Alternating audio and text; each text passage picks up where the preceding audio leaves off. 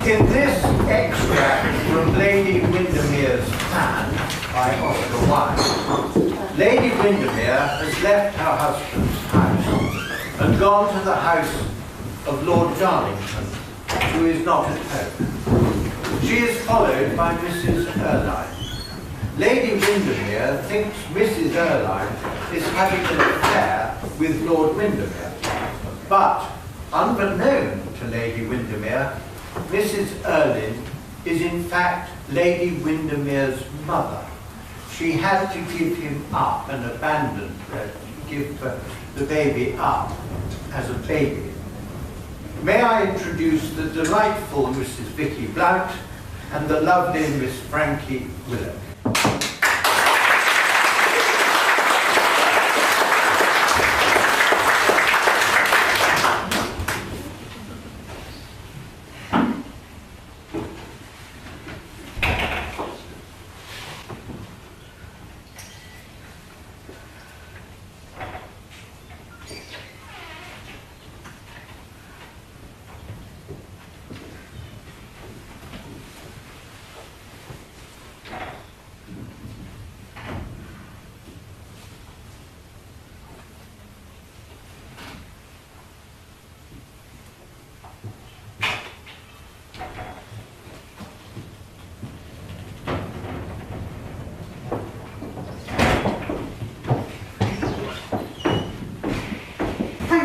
In time.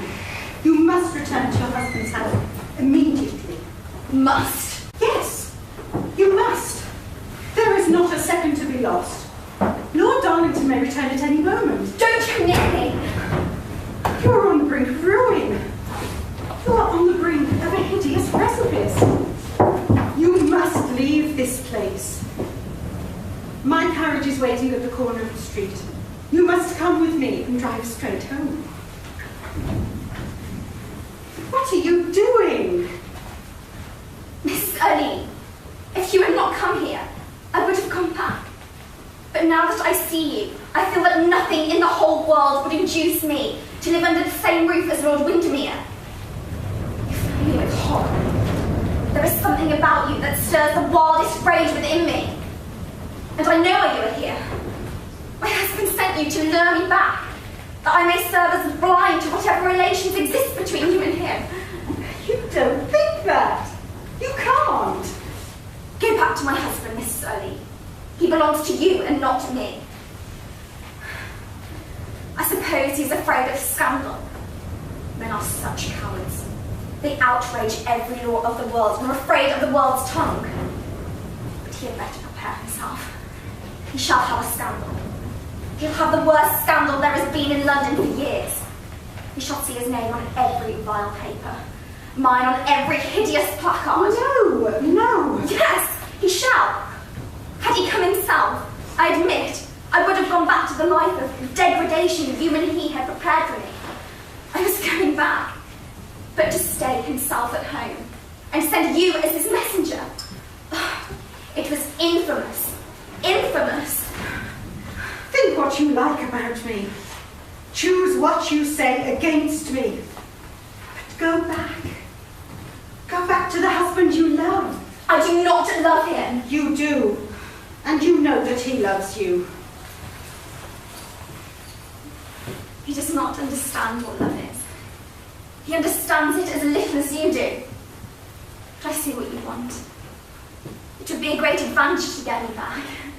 Dear heaven, what a life I would have then, living at the mercy of a woman who has neither mercy nor pity within her, a woman whom it is an infamy to meet, a degradation to know, a vile woman, a woman who comes between husband and wife. Lady Windermere! Lady Windermere, don't say such terrible things. You don't know how terrible they are. How terrible and how unjust. Listen, you must listen. Only go back to your husband. And I will promise you never to communicate with him again on any pretext. Never to see him. Never to have anything to do with his life or yours. The money he gave me not through love, but through hatred. through worship, but through contempt. And as for the hold I have over him... So you admit you have a hold? Yes, and I will tell you what it is, Lady Windermere. It is his love for you. Did you expect me to believe that? You must believe it. It is true.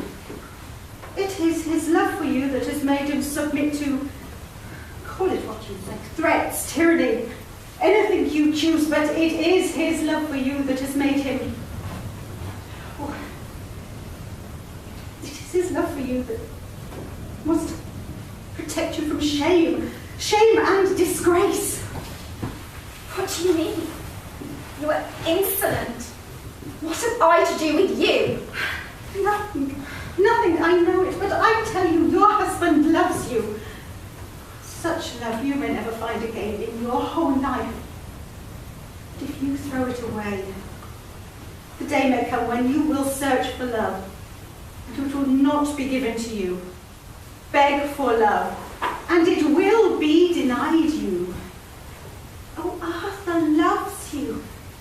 Arthur? And you tell me there is nothing between you? Lady Windermere, before heaven! Your husband is guiltless of all offence towards you, and I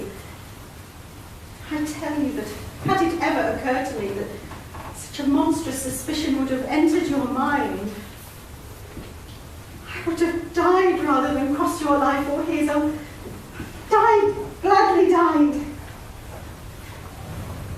Talk as if you have a heart. Women like you have no hearts. Heart is not in you. You are bought and sold.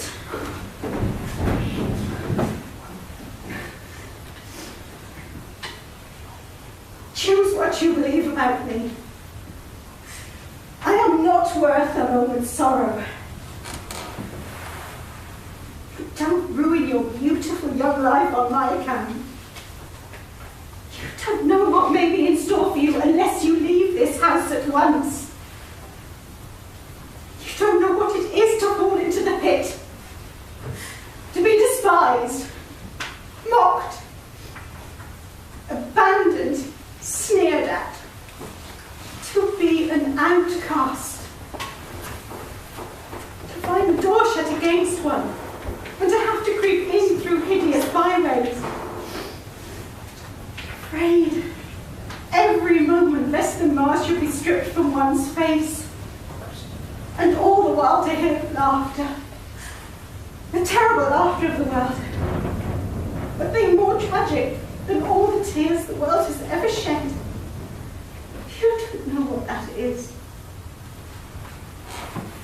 One pays for one's sins, and one pays again. And all one's life one pays. You can't live that. And as for me, if suffering be an expiation, then I have expiated all my faults, whatever they have been. For tonight you have made a heart in one who had it not. Made it and broken it. And let that pass. I may have wrecked my own life, but I will not let you wreck yours. You, while you were a mere girl, you would be lost. You don't have the kind of brains that enables a woman to get back. You have neither the wit nor the courage. You could not stand dishonour. No, go back, Lady Windermere. Go back to the husband you love, who loves you. You have a child, Lady Windermere. Go back to that child, who even now, in pain or in joy, may be calling for you.